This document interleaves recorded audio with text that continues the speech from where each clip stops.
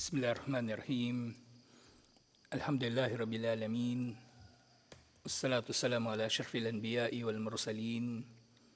Nabiyina Muhammadin wa ala alihi wa sahbihi ajma'in. Assalamualaikum warahmatullahi wabarakatuh.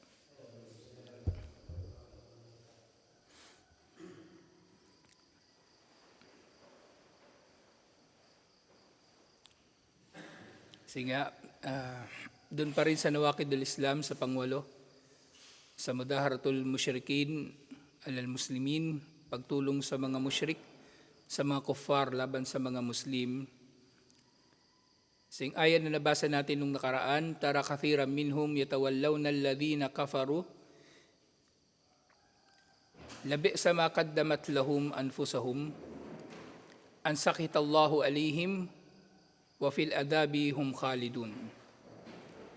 Walau kanu yu'minuna billahi wan nabiyyi wa ma unzila ilayhi mattakhaduhum awliya'a walakin kathiran minhum fasikun. Sinabi na makikita mo ang marami sa kanila na mga munafik, lalong-lalo na dun sa Madina, na sila ay nakikipagkampihan sa mga kuffar, primarily laban sa mga Muslim. Napakasama ng dinulot nila sa kanilang mga sarili, nakamuhian sila ni Allah, na dahil dito sila ay mananatili sa parusa habang panahon. Kung sila ay tunay lamang na nananampalataya kay Allah, sa kanyang propeta, at sa ipinahayag sa kanya, ang Quran, ay hindi nila kinuha ang mga kuffar bilang mga awliya, bilang mga kakampi, bilang mga kasabwat. Pero ang karamihan sa kanila ay mga suwail, mga makasalanan. Sige, piniliwanag dito, tungkol sa aya na ito, na hindi nga maaring magkakasama ang iman at ang pagtulong sa kuffar laban sa mga Muslim. Hindi ito magsasama. Fabayyana subhanahu wa ta'ala anna al-iman billahi wan nabiyyi wa ma unzila ilayhi mustalzimun li adami wilayatihim. Na ang pananampalataya kay Allah sa kanyang propeta at sa Quran ay nangangahulugan na hindi tayo makikipag sabwatan sa mga hindi mananampalataya. Kasi pagbabawalan tayo ng ating pananampalataya kay Allah, kay Propeta Muhammad sallallahu alaihi wasallam at sa Quran. Kasi mga hulugan nito, kapag nananampalataya tayo sa mga ito, ang katapatan natin ay sa kanila at sa Islam at sa mga Muslim at anumang kinakatawan nito o sinasagisag nito. At hindi natin nahayaan na wawasakin ito ng mga hindi mananampalataya. Ano pa man ang namamagitan sa mga Muslim? Ano pa man ang namamagitan sa mga Muslim? Diba, merong digmaan sa pagitan ng mga Muslim at ng iba pang Muslim, hindi pwedeng kakampi o makikipagkampihan tayo sa kuffar. Hindi pwede. Nangyari lang talaga noong digmaan laban sa ISIS na naikisabwat yung Amerikano, kumbaga sa mga bansang Muslim. Pero ano naman, yung mga bansang Muslim kumilos sa ISIS independently. Independent sila mula sa mga Amerikano. Yun lang talaga, nagbibigay ng intelligence yung Amerikano o nagbibigay ng payo o nagbibigay din ng pondo. Nagbibigay ng pondo ang mga Amerikano sa digmaan ng mga Muslim laban sa ISIS. Pero yung, kumbaga, magkakasama ang mga sundalong Muslim at kuffar, hindi nangyari yun sa digmaan laban sa ISIS. Hindi nangyari na magkakasabwat sila. Fathubutu wilayatihim yujibu adamil iman. At kapag napagtibay sa sino man na siya nga ay nakikipagkampihan sa kuffar o sa mga musyrik laban sa mga Muslim, ito'y may isa lang kahulugan. Isa lang ang magiging kahulugan nito. Magiging obligado na siya nga ay may turing na walang pananampalataya. Pero muli, sa mga bagay-bagay na katulad nito na mayroong hatol dito sa dunya, katulad ng mga nawaqidul Islam, Ito'y pinag-aaralan natin hindi dahil sa gusto natin na maghatol. Ito'y pinag-aaralan natin primarily para iwasan natin at mababalaan ng iba. Ang paghatol dito, lalong-lalo na kung sa mga kasalanan na mayroong hukom sa dunya, ang maghahatol dito yung mga scholar. At kung meron mang gobyernong Muslim, sila ang maghahatol, inshallah. Hindi pwedeng ilalagay ng Muslim sa kanyang kamay ang batas. Hindi pwedeng ilalagay ng Muslim ang batas sa kanyang sariling kamay. Kasi sa mga kasalanan, ang mga kasalanan ay either merong hukom dito pa lang sa dunya, may parusa. Katulad ng mga bagay-bagay na merong natutukoy na hudud o mga natutukoy sa Quran na maaring maparusahan. At magkakaroon dito ng ta'zir, yung imam ko anong gagawin niya sa kanila. Sa halimbawa, doon nga sa ang mga hudud, halimbawa, pagputol ng kamay sa magnanakaw, yung parusang kamatayan para sa may asawa o nakaranas ng pag-aasawa na nagzina. Yung kumbinata naman, latigo, lalatiguhin sila, 80. Yung chismoso, 80 rin na latigo. Yung lasinggero, 40 na latigo. Pero mayroong ibang mga kasalanan, halimbawa dito nga yung hiraba o yung irhab o kahit sa usapin ng pag-aaklas, pagre-rebelde sa gobyerno ng Muslim, so pwedeng ikukulong lang sila, pwedeng parurusahan din sila ng parusang kamatayan at iba pang mga katulad nito. Iba pang mga katulad nito, inshallah. Pero dito, yun nga, meron ditong hatol na sila nga'y kafir, pero hindi ito ilalagay ng Muslim sa kanyang sariling kamay. Hayaan niya ang gobyerno ng mga Muslim ang maghahatol dito, inshallah, mag-iimbestiga at magkakaroon ng paglilitis at magkakaroon ng pagpapataw ng hatol, inshallah. Pero ito pinag-aaralan natin hindi para maghatol. Ito ay pinag-aaralan natin para malaman ng mga bagay na ito, inshallah. Yun nga, ang sino man na nakikipagkampihan sa kuffar laban sa mga Muslim ay mangangahulugan lamang ang kanyang ginawa ng kawalan ng pananampalataya. Lianna Adam al-lazim yaktadi Adam al-malzum. Dahil kapag nawawala ang isang bagay na obligado para matupad ang isang bagay, ibig sabihin mawawala na rin ang bagay na ito. Sa isa ito sa mga kaida sa Islam. Adamul lazim yaktadi Adamul malzum. Kapag wala ang isang bagay na kumbaga requirement, yung bagay na kung saan na requirement ang bagay na ito ay nawawala rin. So dito sa usapin na ito, requirement sa pananampalataya ng katapatan ng Muslim ay kay Allah. At dahil nawawala ang katapatan ng Muslim kay Allah kapag nakikipagtulungan siya sa kuffar, ibig sabihin nawawalan na rin siya ng iman, nawawalan siya ng pananampalataya. Katulad doon sa isa pang kaida, ma yatimmu illa bihi fahuwa wajibun. Ang anumang bagay na hindi makukumpleto sa pamagitan nito, ang anumang ma yatimmu bihil wajibu fahuwa wajibun. Anumang bagay na hindi makukumpleto sa pamagitan nito, ang anumang wajib ay wajib din. Bawa merong wajib na gawain. Pero meron kang kailangang gagawin na isa pang bagay muna bago mo magawa yung wajib na yun.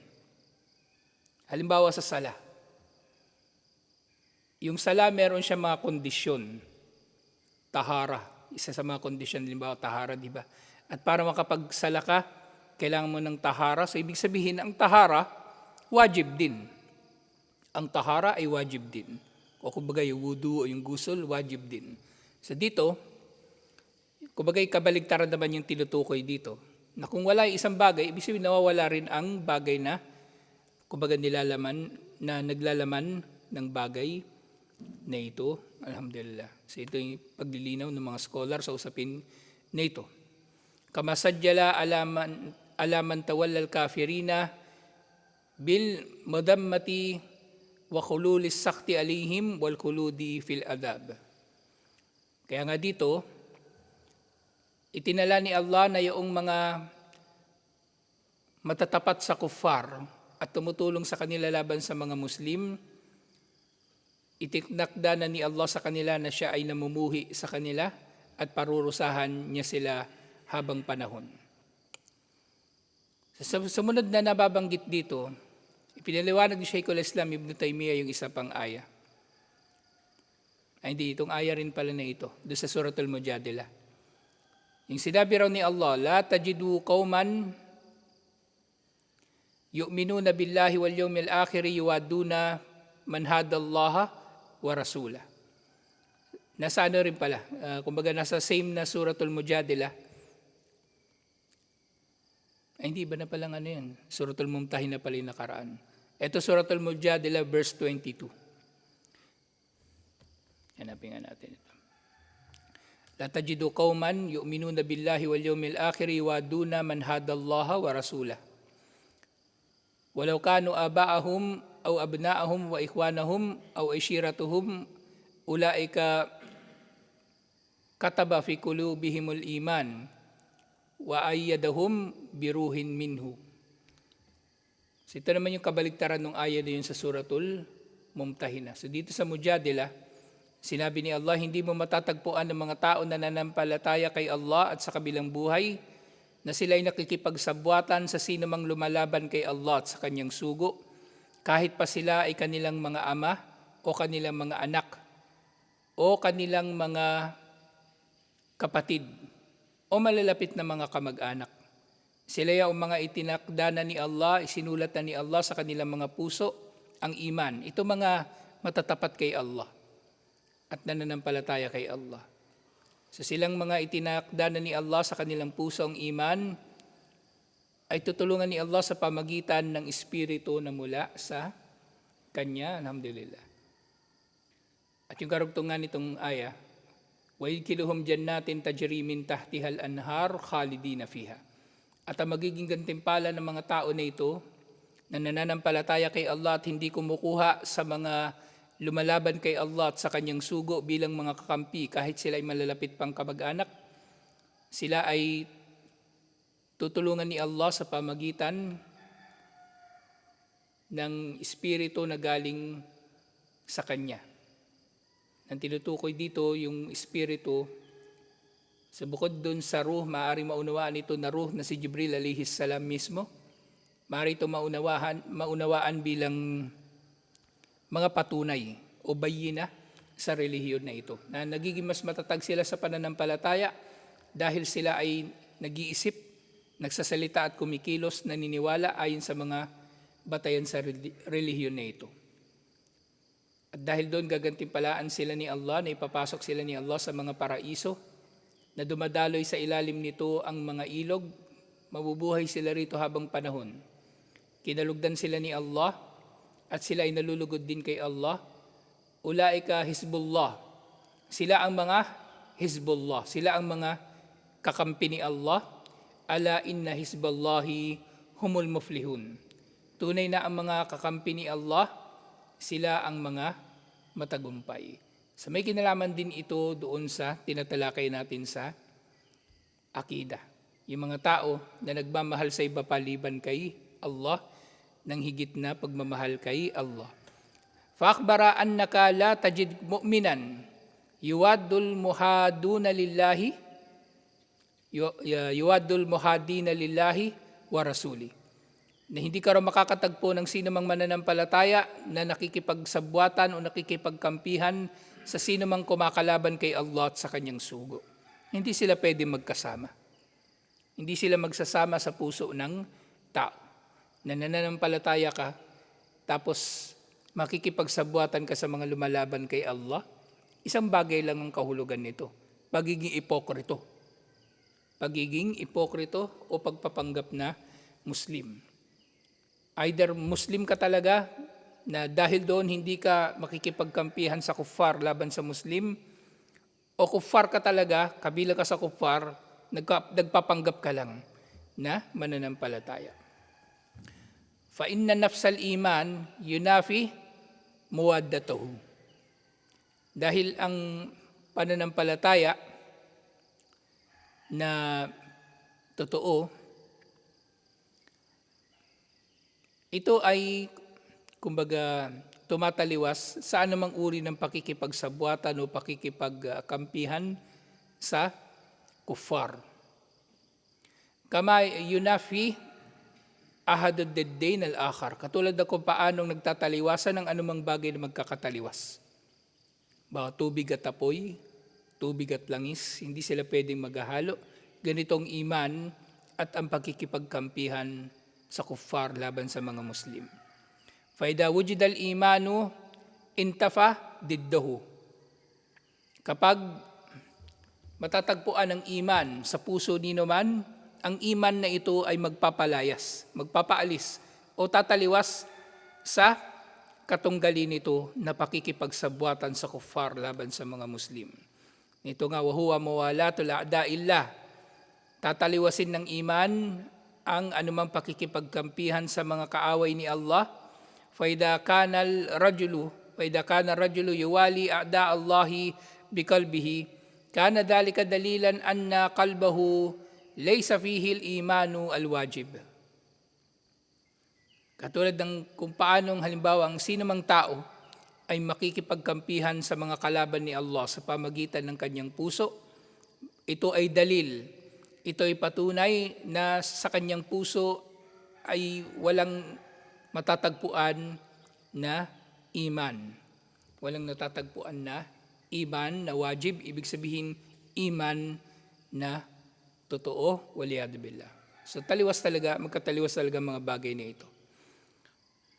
Wa mithluhu qawluhu ta'ala fil ayatil ukhra, katulad ng sinabi ni Allah sa iba pang aya. Tara kathiran minhum yatawallawna alladhina kafaru. Labi'sa ma qaddamat lahum anfusuhum an saqitallahu alaihim wa fil adabihum khalidun. Kasi nga iniugnay ni Shaykhul Islam Ibn Taymiyyah itong Suratul Mujadilah doon sa Suratul Mumtahina na binasa rin natin kanina. So magkaugnay ang mga aya na ito. So doon naman sa Suratul Ma'idah, sinabi ni Allah, "Walau kanu yu'minuna billahi wan nabiyyi wama unzila ilayhi mattakhaduhum awliya'a walakinna kathiran minhum fasikun." Kung sila ay nananampalataya lamang kay Allah at sa kanyang sugo at sa Quran at ano bang ipinahayag kay Propeta Muhammad sallallahu alaihi wasallam, hindi nila kiluha ang mga kuffar bilang mga kakampi. Pero nga, ang marami sa mga tao na gumagawa dito ay mga suwail. Fadakara jumlatan syartiyatan taktadi annahu idha wujida syart wujida al-mashrutu biharfi law. So ito natalakay na rin natin ito nung nakaraan. Tungkol dito sa dun sa yung sa isa pang nawakidul Islam, yung man abgada shay'an mimma ja'a bihi ar-rasul sallallahu alaihi wasallam walau amila bihi kafar. So sino man daw ang mamuhi sa anumang dala ni Propeta Muhammad sallallahu alaihi wasallam kahit pa sinasabuhay niya ito, siya ay tumatalikod sa Islam. Sa pinaliwanag doon ni Shaykhul Islam Ibn Taymiyyah, ito yung naging paliwanag niya. Bahagi rin ito ng kanyang paliwanag na kapag matatagpuan ang kondisyon, matatagpuan din ang mga kinokondisyon nito. Magiging magkarugtong sila. At ito yung kahulugan dito ng sinabi ni Allah ng law, na ibig sabihin kung. Ibig sabihin ang kinokondisyon dito, kung sila ay nananampalataya lamang kay Allah, ang kondisyon dito, hindi nila sila kinuha bilang mga kakampi. Pero yun nga, ginagawa nilang bagay nito sa halip na yung mananampalataya lang sila at hindi kakampi sa mga kuffar, ginagawa nila ito kasi nga sila ay mga suwail.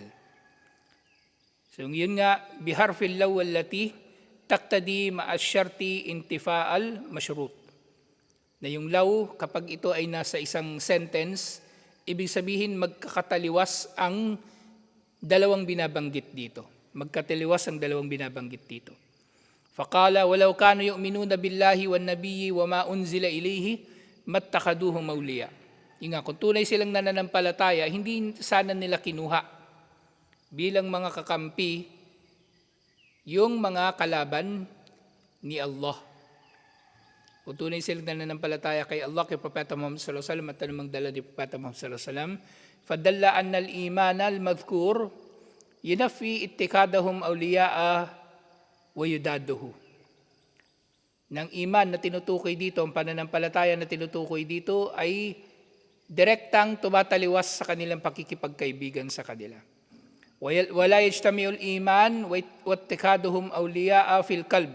Hindi maari magsama sa iisang puso ang pananampalataya at ang pagsuporta sa kuffar laban sa mga Muslim. Hindi pwedeng magsasama ito kahit kailan. Wadalla dhalika anna man ittakadahum awliya'a ma fa'ala al-iman al-wajib min al-iman billahi wa ma unzila ilayhi. Na sino man nga ang gagawa nito ay hindi nakakagawa ng iman al-wajib. Yung iman al-wajib na tinutukoy nga dito, iman na totoo at iman sa mga pangunahin na dapat natin na pinaniniwalaan.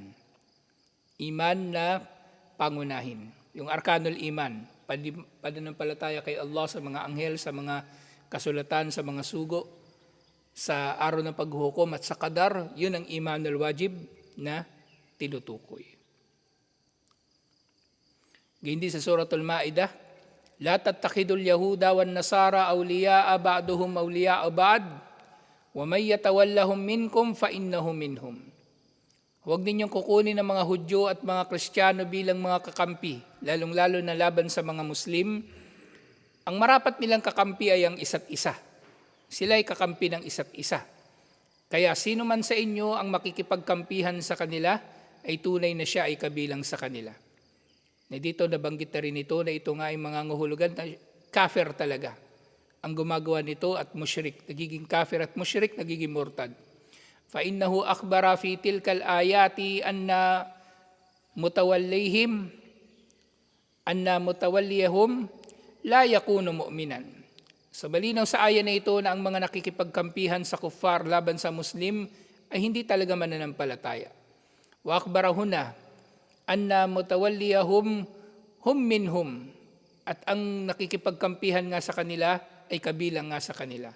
Wal Qur'anu yusaddiqu ba'dahu ba'da. At ang Qur'an nga, iba't ibang mga aya na nabasa natin, di ba? Suratul Ma'idah, sa Suratul Mujadilah, at sa Suratul Mumtahina, ang Qur'an ay nagpapatibay at nagpapatotoo sa iba't ibang mga bahagi nito, alhamdulillah.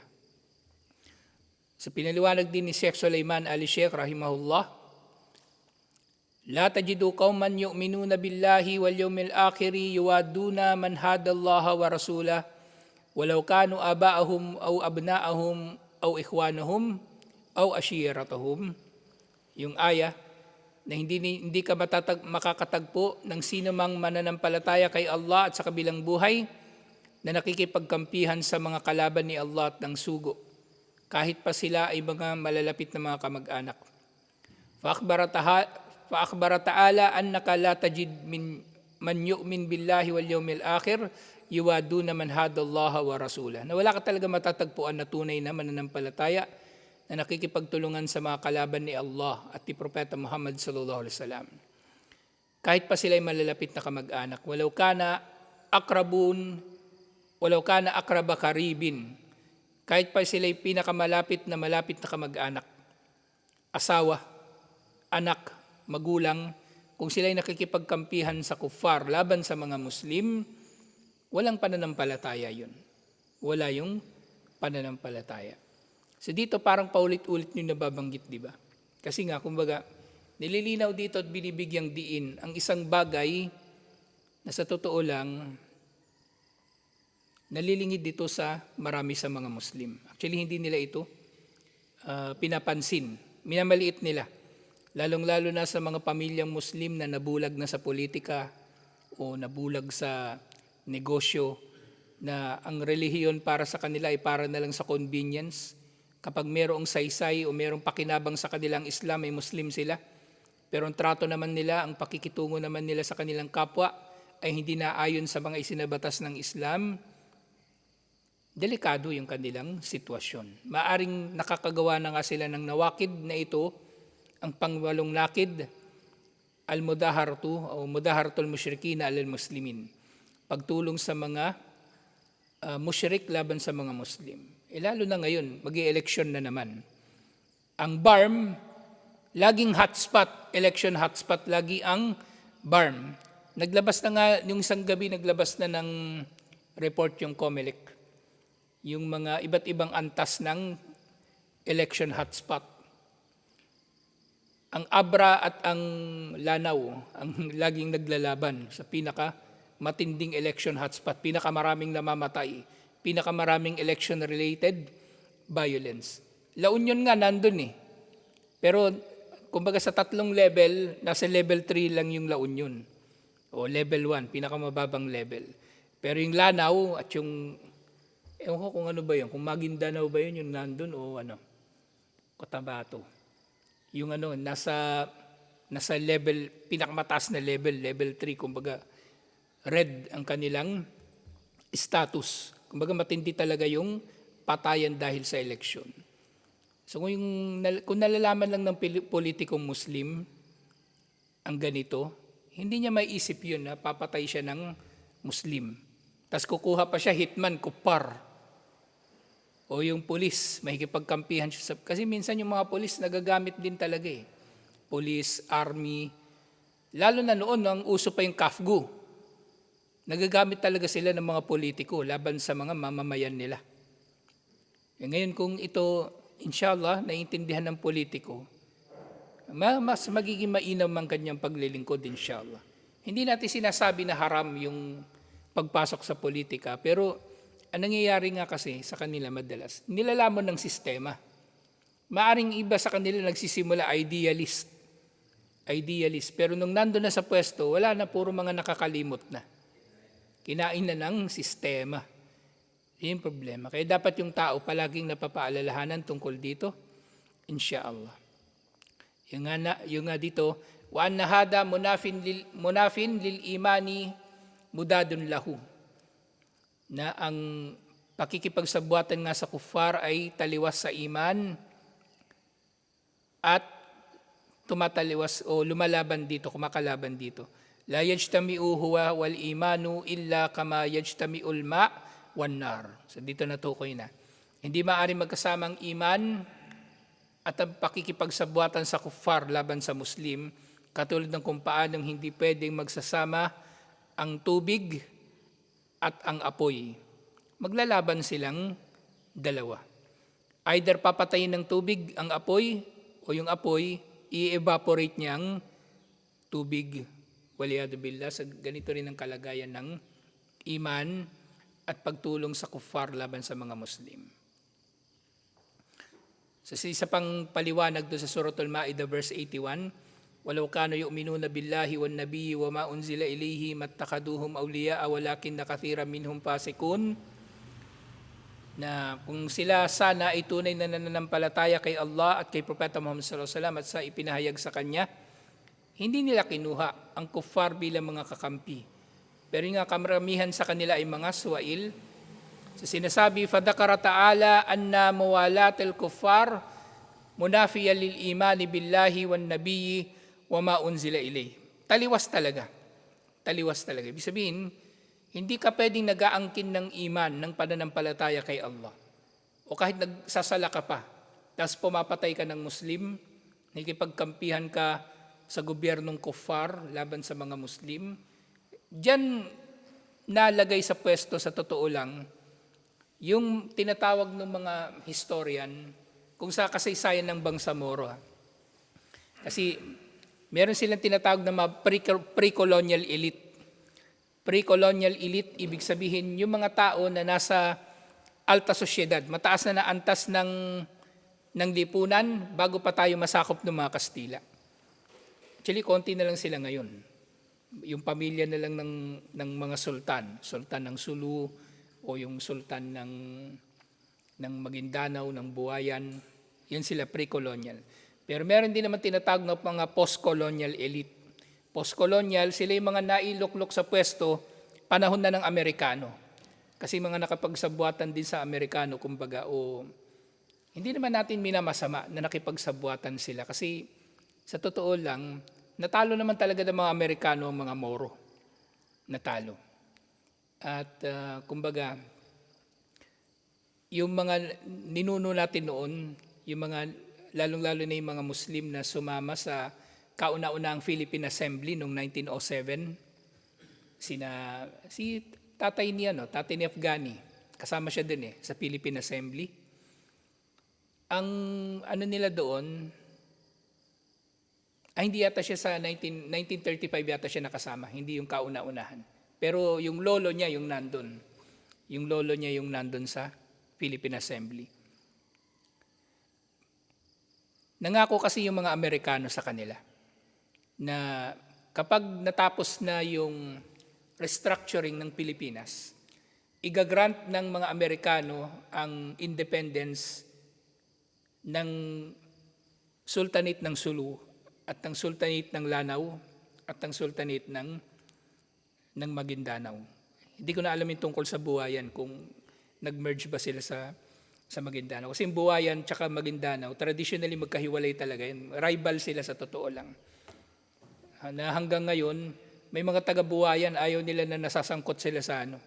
Talagang inihiwalay nila yung sarili nila sa Maguindanao. Ni mabanggit pangalan ni Tukaw, ayaw nila Banggitin mo sa kanila si Tukaw Mastura, ayaw na magagalit yun. Kukulo ulo nun, kukulo dugo nun. Nangako yung mga Amerikano. Pero yung nga, nangyari na, nung natapos na yung World War II, di ba lumaya yung Pilipinas 1946 sa Amerikano. Sa bagong sistema na ginawa, kasama na ang Bangsamoro sa teritoryo ng Pilipinas. Traditionally, wala naman talagang Pilipinas noon, di ba? Kahit panahon ni Aguinaldo. Nang dineclare ni Aguinaldo ang independence ng Pilipinas noong 1898, walang Bangsamoro doon. Hindi teritoryo. Iniimbitahan nga ni Aguinaldo yung iba pang mga bayan. Iniimbitahan ni Aguinaldo yung mga Muslim, iniimbitahan niya yung mga Waray, yung mga Bisaya. Pero yung mga Muslim tumanggi na kay Aguinaldo. Tumanggi. May sarili silang plano na independence. Pero yun nga, na-assimilate bigla-bigla ang Bangsamoro. At actually, ano pa nga yun panahon pa lang ni Manuel L. Quezon, ibig sabihin panahon ng bago mag-World War II, sinimulan na yung pagdating ng mga settler. Ito na yung mga yung mga Ilonggo, mga Ilocano, nakarating na sila ng Mindanao. At nagkaroon na doon ng mga usapin ng mga agawan sa lupa. So sa mga panahon na yun, dito na lumitaw ito mga post-colonial elite. Sinsuat, Ampatuan, at iba't iba pa. Dito na sila lumitaw. At yun nga, nababanggit lang natin ito kasi hindi natin hinahatulan hindi natin sila hinahatulan ngayon. Pero kung nangyari na halimbawa na nailuklok sila sa pwesto lalo na dahil sa pagsuporta sa polisiya ng isang gobyerno na mapang-api sa mga Muslim, maaring nahuhulog sila sa ganitong kalagayan na pinagpalit nila ang paraiso sa kabilang buhay sa paraiso dito sa mundo. Hindi dapat ganon. Nangangarin natin yung paraiso sa kabilang buhay, inshallah. Ng Muslim, kung tunay siyang naniniwala, siya ang pinakamalayo dapat sa mga ganitong bagay. Siya ang pinakamalayo sa mga ganitong bagay na maapi ang Muslim sa anumang karapatan nila para lamang malugod sa kanilang kuffar na nagluklok sa kanila sa pwesto. Para lang malugod sa kanilang kuffar na nagluklok sa kanila sa pwesto. So, sana maayos pa, inshallah.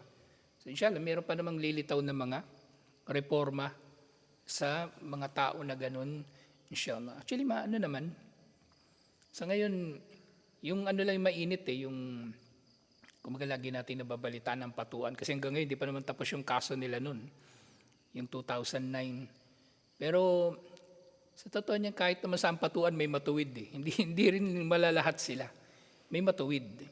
Alhamdulillah. At hindi rin, kumbaga, Hindi natin masasabi na porke membro ng isang pamilya, ubos na sila lahat matutuwid o lahat sila ay salbahe o masasama, kumbaga. Pero ito nga yung maganda. Kapag yung tao halimbawa, na-realize niya ito, bata pa lang siya, at naintindihan niya na hindi maaari magsama ang iman at pamiminsala sa mga Muslim, lalong-lalo ng pakikipagtulungan sa kuffar, magiging mas maayos ang kanyang pamumuno, inshallah. So ito yung practical na aplikasyon ng tinatalakay natin. Alhamdulillah. So tutuloy natin ito inshallah. Assalamualaikum warahmatullahi wabarakatuh.